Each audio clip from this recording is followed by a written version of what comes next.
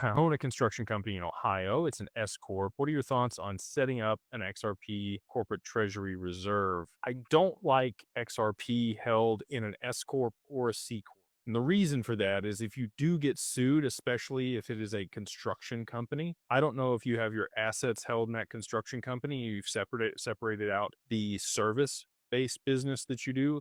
If you haven't done that, I would highly recommend that. I would have a holding company that owns the assets and a service company that leases the assets from the holding company just to separate a lot of that liability. I don't know if you're a general contractor or a sub or what you do in the construction business.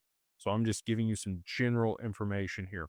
But would highly recommend you separate the assets of the corporation away from whatever service is being provided, just in case there is a lawsuit. So that if somebody does sue you and take the stock in your S Corp, they can choose to liquidate those assets after they've taken control of the company. Not fun.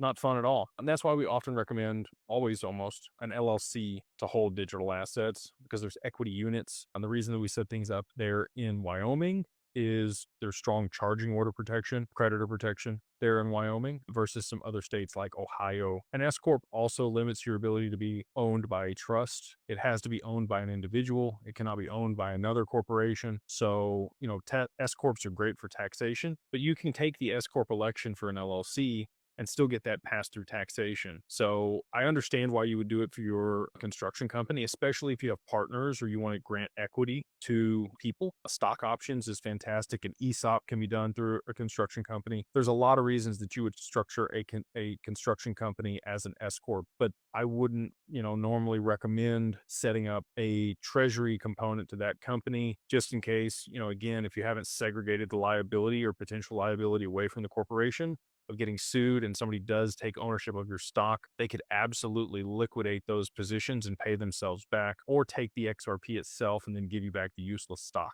on the other side of that. So again, I would silo that out